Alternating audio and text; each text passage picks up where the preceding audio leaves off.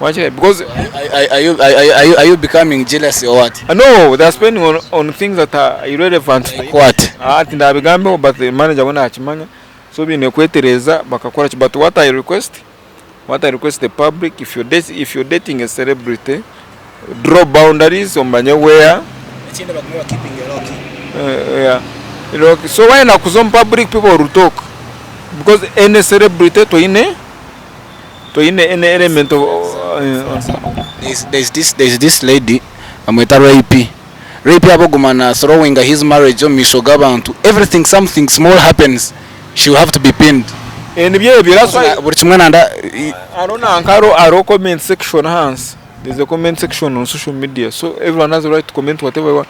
Nyawanye siwa mbanjum and surprise naba consumer mbanjum no fake account nyonye no muri yo account turepukane banjireba okwatele turigere mu fake account.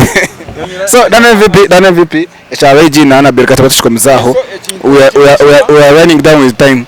Then hanyuma ho still recently abire mushozi zuru consecutive nkamakaga shows nkamakaga zona ziri mu Western Uganda zona zikufroping. Echo ina wachurire niyo wabanza churiraho tuzigarika muzona zona. Actually Melotex obuyawe nakora concept eje ya Ankole Carnival nkamjanti you already have Kajara Festival. Why do naenda takaje ku breaking down tubase turebeze Melotex was it a flop or not a flop? No, I'm discussing flops. I'm not discussing ebyagerezo. So in my submission so nyango buri orahura shoza zibeza mama nyango ya flop injire neje Melotex ekero flop ninga terebe so yakoze zona zikanga nana yakunana ikakoranga kunje kunana kajezaho eziyatiri mu yazihama koza abana binji bakarugamba barabaze kumusupporting. I thought akana ati niko kunoza kabare nkabiyongo bije barabazo mu kivuro cyane yabero homecoming. Nagize no kufa kopi bigamo bakabyo bakaciya akacikopi ngoko akacipestinga kuri homecoming atwire ruziranguna nanga karukunje. No, of course you kunana did what he did Oman geye chaho. I'm not surprised that we are funina wasime mukama.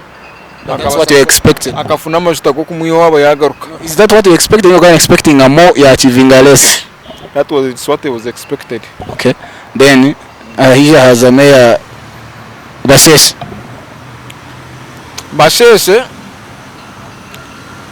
Basheshe akiya concept Kampala agire to muri mbara yeta abantu bambara, they need time to adapt to things from Kampala. So in short, did it flop or template ya Kampala tukujika abanyambara machireba? That's why it's now very hard in mbara kora show aba show okashashuza abantu, but in Kampala it's no more kora show okashashuza abantu because mbara people are used to free things machireba. So Basheshe, it's a very good concept, it's a very good idea, but in the wrong market. So niza kukwasa with time ninga you need to find new approaches, better strategies kurangu yako. But niyo china mu advise injire mukama wayo utaragambe izina nkamugira nti mwanjire ku promoting abana binji kwena ngwani mukora concepts zanyu in years to come, mbe mwine a pool of artists ayikubasa koresa ku marketing shows zanyu. Mwaza mwahise ba muntu omwe utakubasa kubijuka akabahereza shows. Ogo muntu bakwesibaho aka izobere akariho yaye byamire. Who is that? Ati namugambe izina. No, I'm not going to mention that person, but umukamo mukora kamumanya. Ngamujante mwesibira ku pushing omwe shongozo omwe mwanga ku expanding a market. Because ogo muntu go kuba mu contacting abajya ngutaro. Yet ogo muntu sta receiving bookings these days. So that day yaza same area ogo amwanyo ngo university ni yakora hembaga. Sunday yaza we yabyamira yeta kabazize ngutaro. But I think just of turning down any other business, it's normal. No, you need time to rest. These people. Okay, you need to know you need to know who has been pushing you. What has Octane events done for Rage? Huh? Rage Octane events. Ejo events the people, the stakeholders under it have been pushing the person. I don't know if that person is legitimate no, but I know that group in expanding database yabeshunguza biba pushing, so that in future abana benda MVP ataroho batware Brady Sparks banari batware Asumani, but when I'm pushing omuntu omwe phone zagumana zibaremerera, because that you're pushing basheshe what is basheshe, but people want you to tell them you have MVP coming for the show and they plan and come and to enjoy MVP. So MVP in short najizo kama auction events flopped nanka basheshe festival ejeka flopping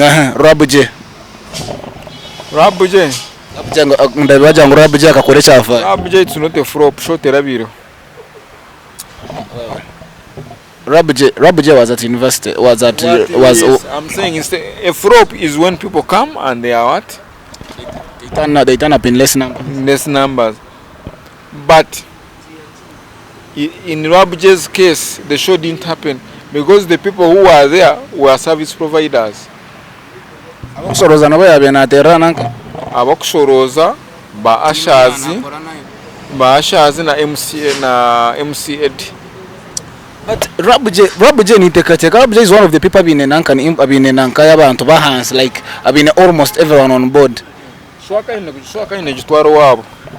Kandi yaragikorire. Nacyo yashimiye kugigaruza. Ashimbara tabanza yafuna yakajuko kupanyisa akabukora yesu.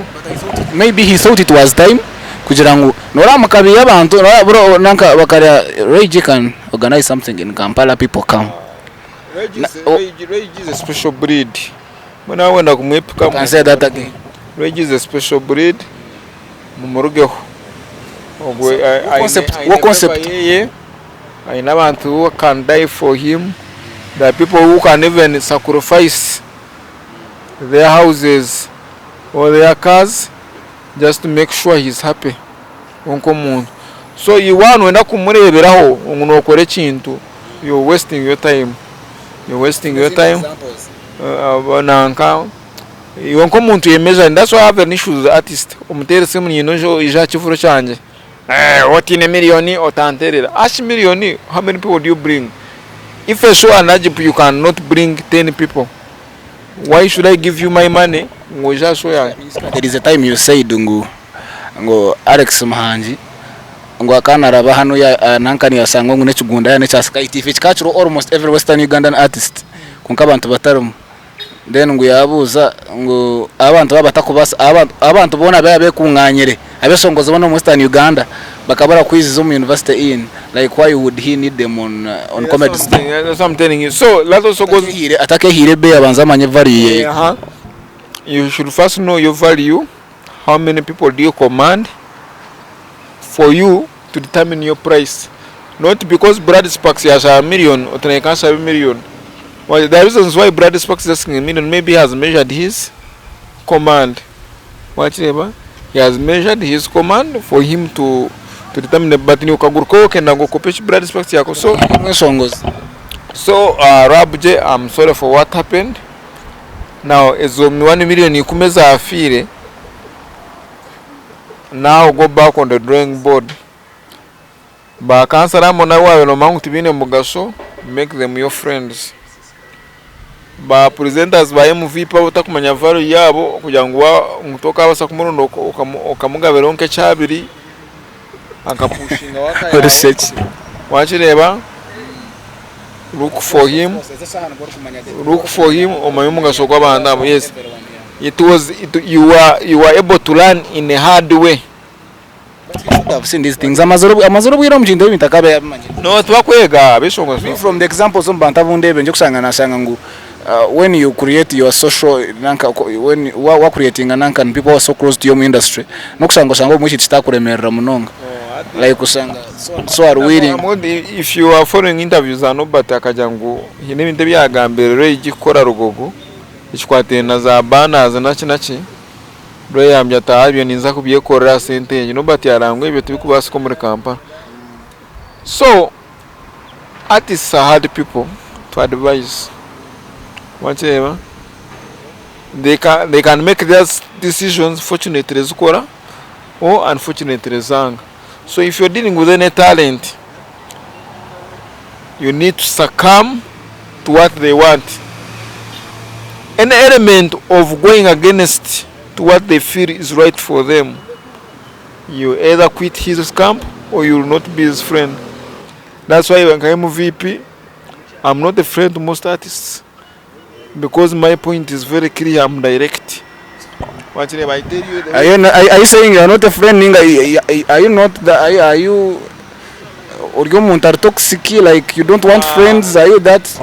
Me artists are not my friends. They are part. Inaona benachika mayena ngato ni kuchobora perspective ya kujanga jero washenga. Nyokana gambe not okumanyo mwesho ngo chikumaza ngundu munywanu. Yeah, that's it. The artists are they are partners. Because what do you bring on table? What do they bring on table? Whatever. Yeah. So I can use their acquaintances on the Bachari branch. Whatever. What do you bring on? What do you have to offer? And then what are they offering? Then through that, what you bring on board, now you create on board, you harmonize, you get something out of it. But on a subsidized, Anthony Mani Magambira, Melody got this popularity here in Hatia. We have a company that shows, but they were not free shows.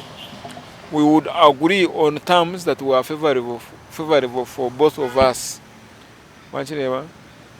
That's what I benefited from him, and I'm always grateful to manager Wava, na Clifford, whatever, because every time I needed Ray, I'm in a planage and age,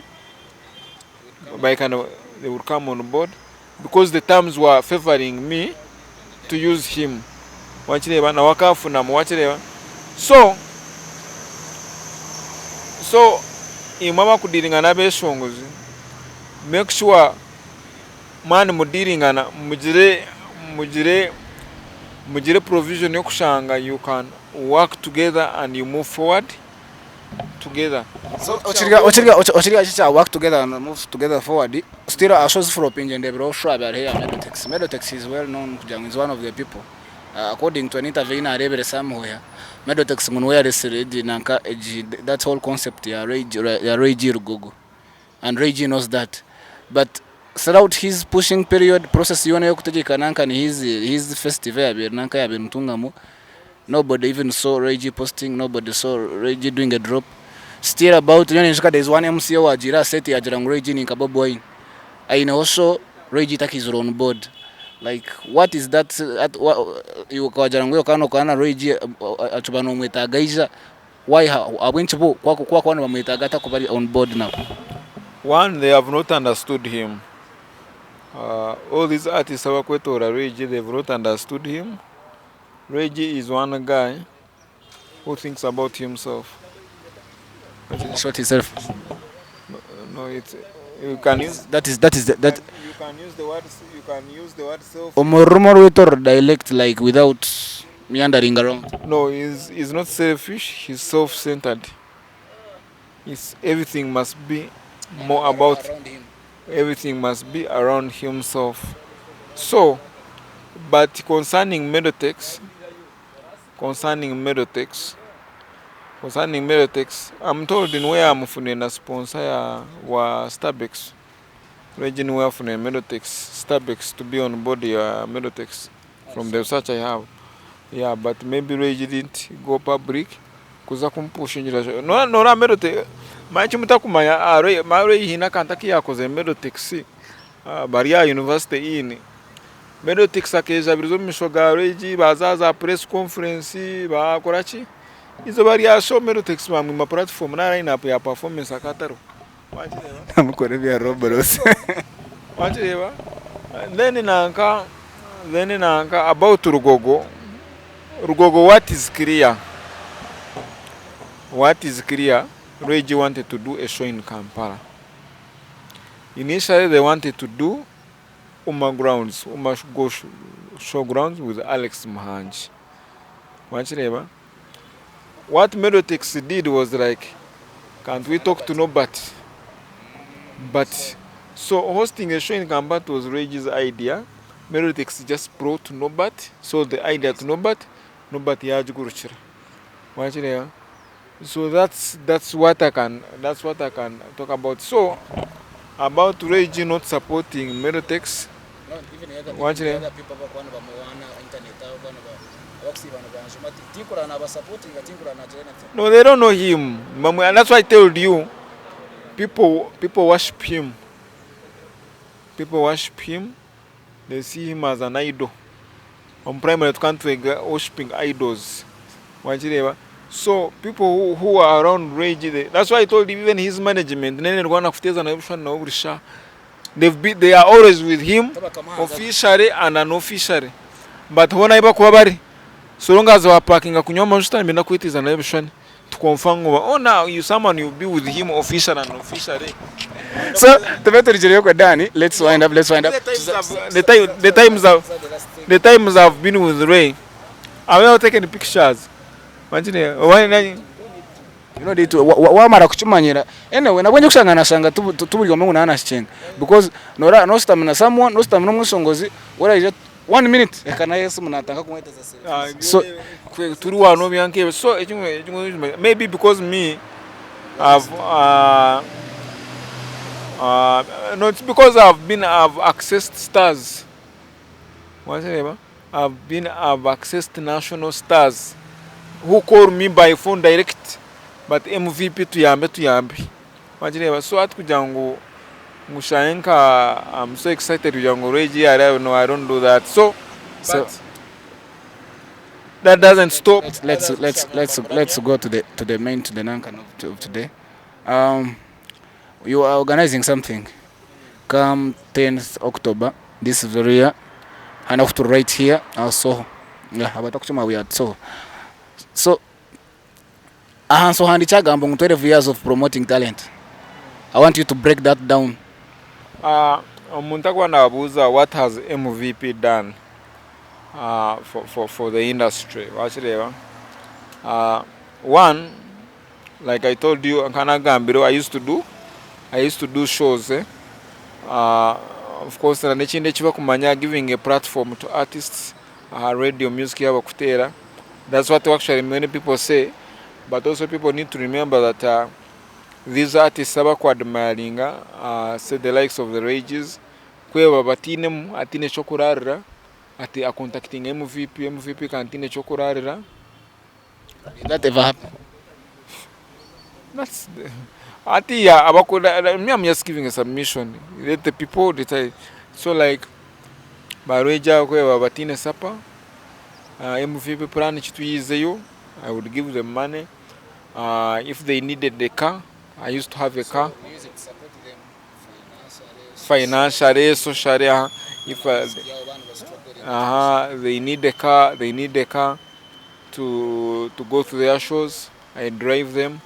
But wara shows ba performing bamwenka bafuna accommodation like Martin Ray kuyatanije ko Martin Ray na yabe natura omuntu oyabe natura no kuyamanya Martin Ray songora amangu yabo muyayi ya mubingo munju Martin Ray yiza ni namhire njo kurara mu for 2 months. I watched it for 2 months or 3 months. Martin Ray go kureba, so I provided for them. This is beyond ebya kujangunintera music yabo. Waza kureba John kamfuno korabo wa Pademani na mnomkazi mamwetaririya na twine John kuyakira booth ya Pademani atere shara atkanta ko manguninza ko wa Pademani wakireba so Penny Patra na ba Queen dancers be when they would come to Mbarabatina accommodation. We have a big house, I have an apartment, so I would host them. Bafuna iba arara. So I've built a camp. Abantu bona bo wanogamba bajana jioni anagamba Martin Penny Patra abona abantu abo wagira you brought on the scene. Yes, habwenchi kwa mazere babora. Is that your reputation kugira ngo koreto umuntu ekasamu yo murekura ninga? No. Why did they eventually get lost? Me I'm in a chain of promotion. I'm in the chain. Ninkoko banorga kabari okastopinga ntungamo. Then ntungamo karugo kazambarara. So, yes, no, what I'm saying, it's a chain. MVP helps you meet other people. Watch it ever. So that's what I'm saying. When I met Ray, John in where Ray. Watch it ever. So na pushing Ray, na pushing na unko muntu yafuna momentum yukuza Kampala. Watch it ever. Yes, a Kampala. Watch it na agenda. So you grow. But when you stick around MVP, urishangu yamba MVP. No mpenda. No mpenda. Watch it ever. I cannot. So short Daniel people going to man saying 12 years is going to celebrating guy has been able to provide emotional support, financial support, like in all aspects abesongozi abakuchimana bachimanya ibintu by'abafans niba kabatakumanya. So let's talk about the whole concept of the event. Is the event about promoting talent? Yes, to watch it. Now the event, is it like really about you and your people celebrating all those years? Even what is the whole concept around the show? The whole concept about the show is to prove a point to Ray G and his team. You are doing a whole show to prove a point to Ray G. Yeah. I'm proving doubt. No, and I'm saying it's on record. He said, "Is it time to judge if what MVP is doing for the industry is for the good or for the bad?" Though for me, he has helped me. So I'm doing it to prove your point. Because my show is going to be measured on which artists are going to attend my show. My show is not going to be measured on the turn up ya reviewers, because reviewers, my fans wakumanya finds no artists. But you are the channel. So fan takumanya. The fan is not my customer. My customer is an artist, is the producer, is the promoter. Watch it. My customer is the promoter, is the musician, is the producer, is the songwriter. Those are my customers in industry. Then the fans who are going to come to enjoy the show, those will come because they've seen the poster, they're coming to support the artist. So if you're going to measure my performance is which cream of artists are going to attend my show. Either to perform. So the turn up of the people, like how important those people will be, like you have all those big names. I'm going to be measured on which artists are turning up for the show to perform. Not how many. No, even how many and the quality, not the quantity. Watch it, Watch it. Of Sky TV, it was quantity, it was not quality. Watch it. So I'm going to be measured on the quality and the quantity of artists And other stakeholders. and that are going to attend, and the fans are barizo kurabe shongo zabo. So if I tell you I have Omega, I have. Like now let's talk about your lineup. Your lineup is one of a kind. It's so strange, yeah, because there is someone who amborze ngo she wanted Omega. So nkuya the management ya mjango, we are not going to perform there until 10th October. In fact wakata kumanya what is happening on 10th October. So yambuza nyoko bashabe number bambuze number manager way, so I just sent the number kata kumechoro. So at what is happening on 10th na there is someone who has a show. At how comes ngomuntu na back performing for all that way think kumanya kuba either shigum contract yabo ninga now Omega 256 and these days ni someone tino muntu akwizwa kubooking ati power around town bara tarho. Then still I've never I think ever since Katari and Kando got this new management tino utarabarebere munoye. So let's talk about those first. Like how did you come up with this thing and how possible was it kurangwa abantu abo ababandi bakoronda bakabora ningashi, because it's so hard to find these people? No, the challenge is people underestimate my influence. People just underestimate my influence. They don't believe that I'm an MVP. They don't believe that I command huge respect from artists because of what I've done for them. Even Reggie himself nabagambira that this guy helped me. But actually his management, they don't want to accept. The people around him. The people around him, they don't want to accept. So me Omega sacrificing akaja, I'm not performing in Mbara until I do a show of MVP. Saho ukanukuwa mjirengo achukole, is it just from her? Like me, I booked them for my show, to support my show. If they saw it what they could, they don't need to perform to Mbara until we are done with MVP's show. Then I have to be grateful because they've given me respect. Because surprising, let me tell you,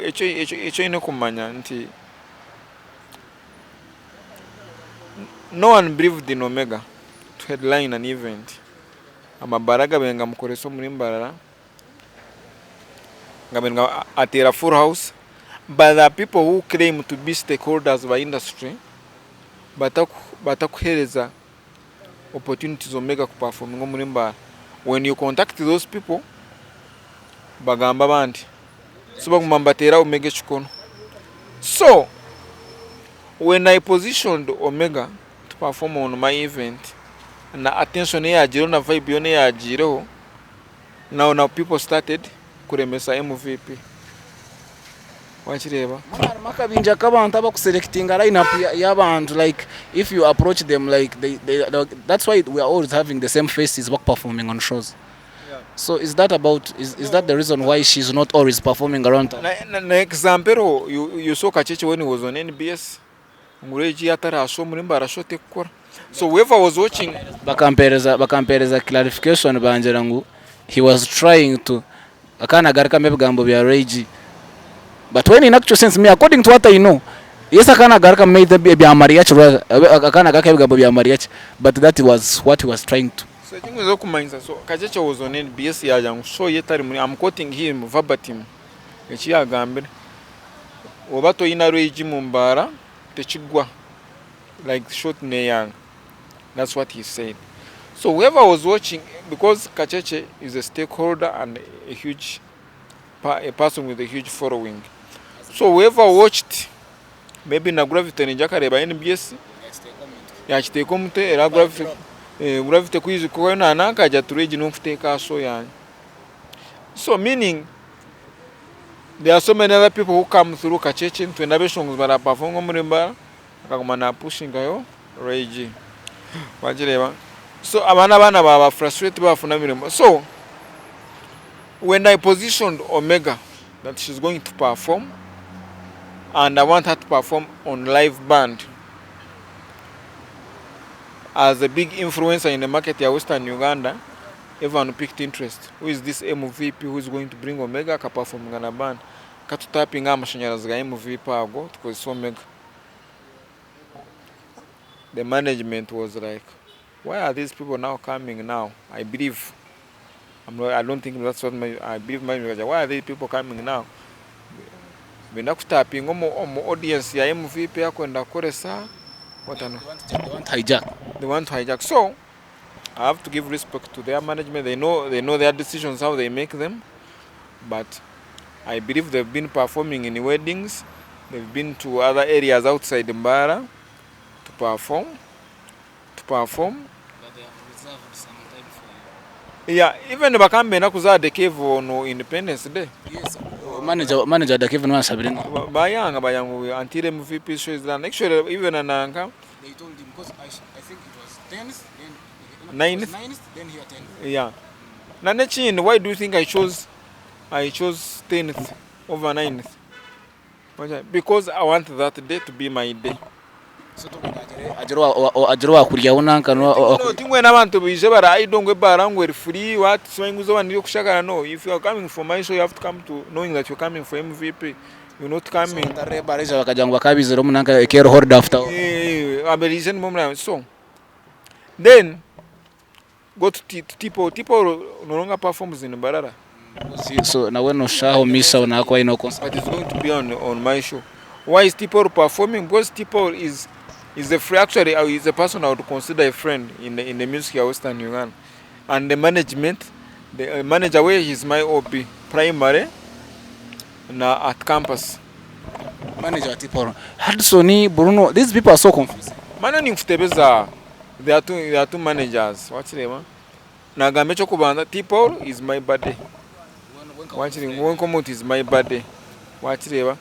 To the manager Hudson is my OB from primary, university. Right now also I'm doing my masters. We are in the same school. Watch it. Bruno Alpha from scratch. Kapushinga music nyinji kurugomo Alpha. No yabara ine mateno akati nzo kupangisa imvuni na mjenti twinama jomoka reka mateno jarare. So now they are rewarding me, they are paying me back. So na no muchara we best mere. If you follow nanka stories abe ni nafunire Bruno na best mere. Washirebe. So You were the link. No, it's a fact. Ni na tumire best mere yafuna Bruno. On that day to gathering enough of those stories. Actually na best mere yabo kunjina na table for my event. She's going to be on my event. She has a table. So now going to Katari and Kando, the manager is a hustler like me. He's my good buddy. I can pay the watch it. So they are my people. So the show is being done for me. Even that if I wanted Reggie, he would perform. Watch it. But now, why I didn't want him? Because he has already performed for me 3 times. I can perform in Jamwizi and perform in Jamramahi. He's na show the next big star. Omo Nico's launch. He's my event here and Jomo P. Reggie was there. He attended. So now, why should I stress him all the time? So this time around, you just you either come. Some fool was saying I'm like, this is a fool. So, ekibuze kyamera about your show. Abantu batabana bakasta kubareba. Kata vibes allow in. Hey, the artwork is out. So, Asmani never sit us here and the artwork is out. The artwork is out today. They are going to perform. Oh, atubetaka bareba, but I've been releasing artworks in phases. No matter you sketch on how you're going to promote this and this and this. So to give it an interval. Artwork, some intervals. No, but you're my time artwork is going to show. Wajireba. But you're my time in Kabanzia Omega, Yamarhobir. Na shoze abakatare and Kando Yamarhobir. Na shoze Tipo Yamarhobir. Today I've released one for Kata Vibes and Lawa. And then there's one last artist on Zakurachi. Even that day I have a surprise act. Untarabagambe, you have to wait for the person on that day Najakuba rock performing now. But I have guest artists who are coming to chill, binge on my show, have promised to book tables. So some audience, they just enjoy. They come to chill, they come to have fun, because it's a private event. Kande chindi, nebari much kono change. Umuba DJs, umuba MCs. Bomba claiming abi n'abantu babo, n'abashabe biri kumi, mugume n'abantu babo. Don't come on my event if I don't invite you. Wanchira ibyo kuja ngo norondera event yanje vibe, please. If you're not tokwenda to support. No, ba DJ na ba MC nyine already full lineup ya ba DJ na ba MC nyina banje abingo na bankoro ba MC. I'm looking just keep them in somewhere. No, so yanje tiyo kurondera ho vibe toka amasanyarazi. So yanje tiyo kurondera wota kwasa kuchipushinga hanuya in free spirit. Okijizo bari ya show yanje uno yakurondera vibe, they will bounce you because that day so tekukora. That venue is reserved for MVP. So, or the DJ or yokwe or nomugaro to wenda kushinga artwork yayi, because for you think you're going to just access my venue, you'll be bounced. MC na una mugambe room ba MC abari yoko bakreminga ngo nabamani, you'll be bounced on my show if I don't invite you. Or if through my drones I've not seen you trying to promote my show, you ngweze kurondera vibe mu show yanje, please don't come. Are you not trying to black n'abandi abakiriminga ngo MVP kataka tugambe ngo tumupushingiro sebo amane MVP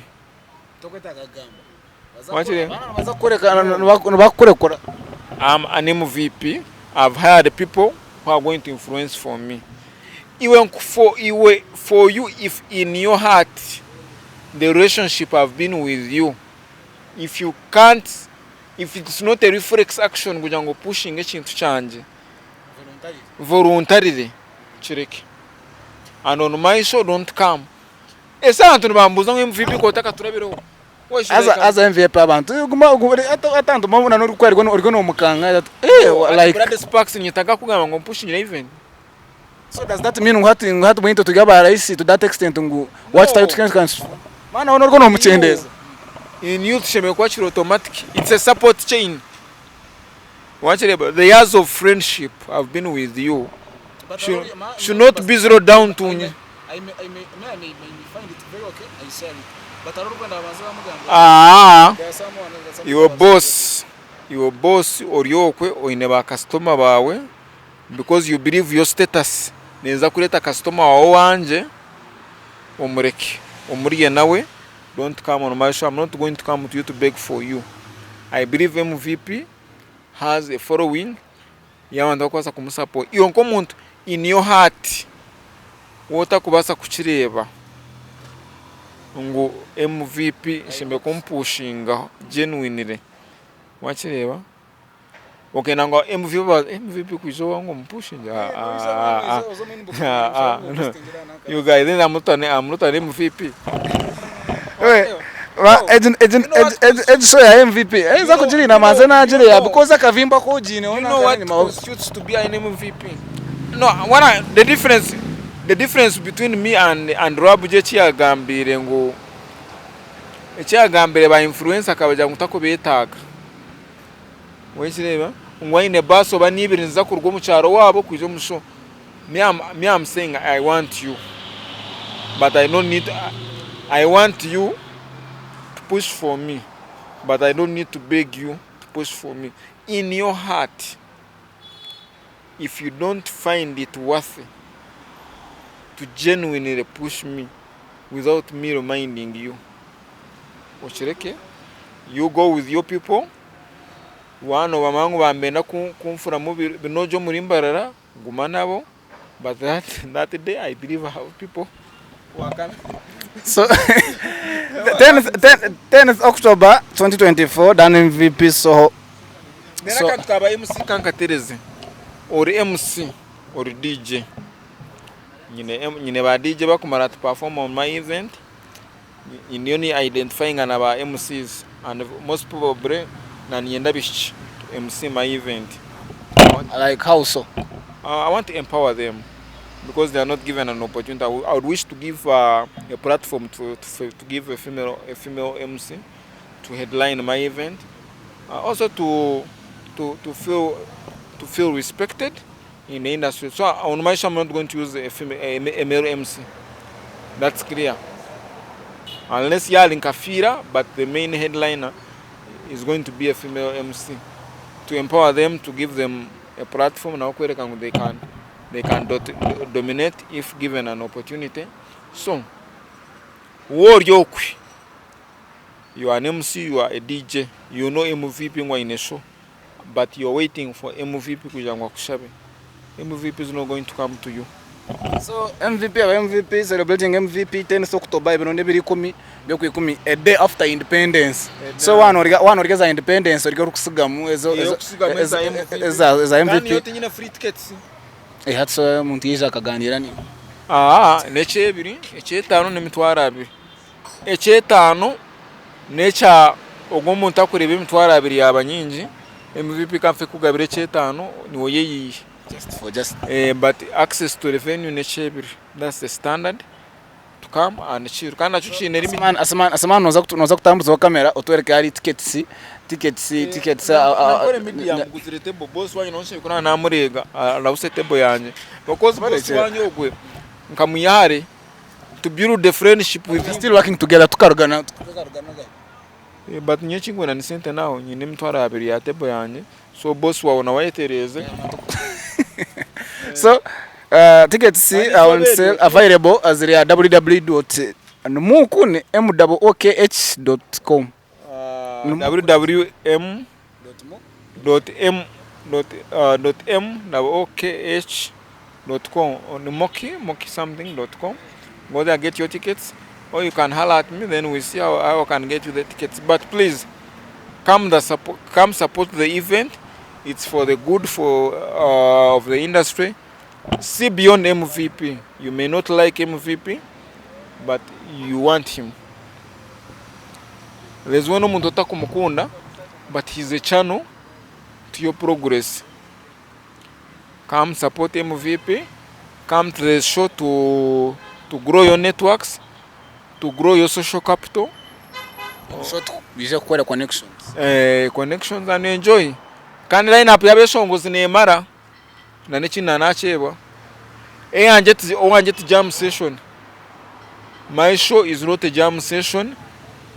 If you cannot come to chill, sente za uzireke ogumoko wawe event erabeho. Then after the show, don't call me, don't contact me for any help.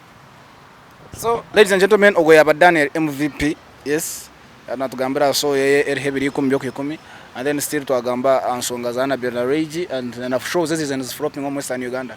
Of course, ukando kusako. I'll be happy if Annabella comes for my show. Invite her, you can invite her. Yeah, no, Annabella has been my friend for a long time. I don't know even where Numka Woguta Annabella was my good buddy. So Annabella come through support. Come support. Namara will also be around. Namara also. No, why? My show is actually Yena Nebasa Kuba get together. Actually, me I would be happy if Annabella became a friend to Namara. So they should come and mend fences. They come and enjoy the show.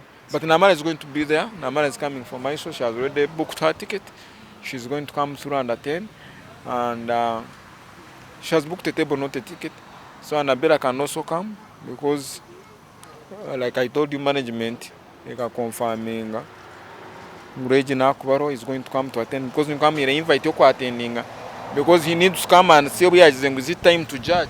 Ladies and gentlemen, every done till another time. Kusanogundo murundi kutoba tumwe Dan MVP tuliyagaruka na wanu ya kanye nangu achatsobora about his journey njani cyo kurataho then towards the press conference. When is the press conference even? A press conference yabo I think a week to the show. When Omega comes for practice, I think we shall look at doing a press conference. Then to reach into Chatambraja, but Gavantumena Nimbashawa come through. I've gone through a road supporting music ya Western Uganda. Some of us tukant funu mushara muche, but abano bayambo bafunda chachuro, abamo bayambo bafunda. I remember a story ya nanka. I remember by then kanchi go post bank. Jiono bakana enda sente zo korachi. Just achievements. I'm trying to give you a story. I remember Namajantu, we were earning small money, akashara kache, but we were supporting these talents. I remember a story. Jono bakana enda kora chaka inechizibu cha sente manke mitono kikumi. Nkani njenda nkajena nikuza kumwira yo sente post bank kuzumuhereza. Kutwatwaye ka post bank gaimba mwetobani noha amukwata because Jiona kamuguze cheshongoro Jioni yaguza muna cheshongoro cha hamera ninyi. So kanji Mario story anyine story nyingi anyine story nyingi za Western Uganda music. So kutwanzo ebya banka tubirugaho wa polisi akari anarabona kagare Jioni bamukwata tugenda polisi ombwira bwajwa tujya polisi Jioni kaguzogwe cheshongoro echamira ninyi no cheshongoro mu mbaga kana nogu na cheshongoro mu mbaga rasta chas tuwejira kaba muhema wa Jioni akamuya polisi So there's a lot ebitu ebinkolire industry. In our next interview na just So many stories. so okusakana no Murundi we sign out.